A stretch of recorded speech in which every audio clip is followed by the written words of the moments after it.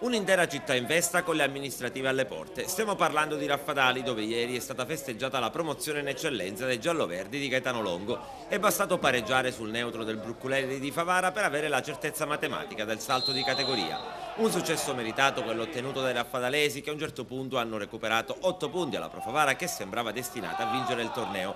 Longo invece non si è mai perso d'animo e grazie a un lavoro certosino sul campo è riuscito a scuotere i suoi, che per gran parte del girone di ritorno hanno dovuto rinunciare alle prestazioni degli attaccanti Ogeta e Tabasso, che sono le armi in più della squadra.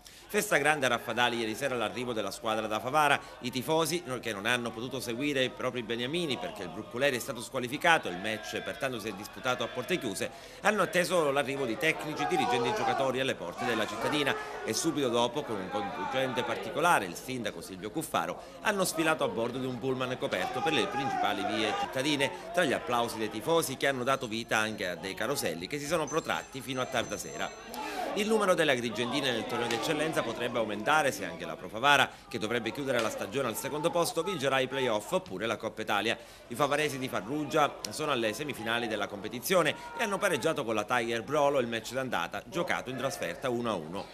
In eccellenza è stata la giornata dell'Acragas, che ha strapazzato 4-0 la Parmonval ed ha rafforzato la terza posizione. Il secondo posto, complice il pari casalingo dell'Alcamo contro il Castellammare, è lontano adesso appena 2 punti, ma con una sola gara da disputare. Domenica prossima la formazione di Montalbano, apparsa in gran forma, sarà di scena a Ribera contro la neopromossa squadra di Brucculeri, mentre i bianconeri trapanesi saranno di scena a San Cataldo. Attenzione però, la trasferta dell'Acragas non è una passeggiata, infatti il Ribera anche ieri ha dimostrato di onorare il torneo pareggiando con una formazione molto rimaneggiata, hanno giocato quasi tutte le seconde linee sul terreno di Custonaci contro il Riviera Marmi 3-3. Il Camerate continua a rimanere al quinto posto, la squadra di Maggio ha vinto contro il Terrasini senza giocare visto che i palermitani non si sono presentati. Ha vinto però anche l'Atletico Campofranco, che rimane saldamente al quarto posto. Tra le altre agrigentine il Gemini rivede la salvezza senza la lotteria dei playoff. La vittoria di 3-2 ottenuta a Valderici ha consentito ai ragazzi di Chico di portare a 8 i punti di vantaggio sulla Folgore. Se domenica dovessero salire a 10, secondo il regolamento il Gemini sarebbe salvo e la Folgore retrocessa. Una soluzione possibile visto che il Gemini ospita la già retrocessa palermitana, mentre la Folgore dovrà vedersela con il Valderice. Dal calcio alla pallacanestro, dove c'è da segnalare la vittoria della Fortitudo Agrigento, che al Palamongada si è presa una piccola rivincita, ha battuto quell'Agropoli che aveva inflitto ai ragazzi di Gianni il primo dei 3 stop stagionali.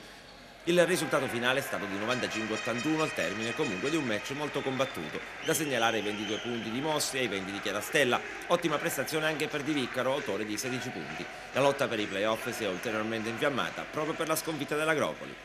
Franco Ciani, vendetta è stata, anche se insomma così si fa per dire, la Fortitudo ormai è nell'Olimpo. Ma insomma, vendetta sportiva, è chiaro che c'era qualcosa di particolare in questa partita, visto che Agropoli è stata la prima squadra a batterci quest'anno, ma credo che nessuna delle due squadre abbia giocato pensando a quella partita, ma pensando piuttosto a quello che accadrà dalla prossima settimana in poi.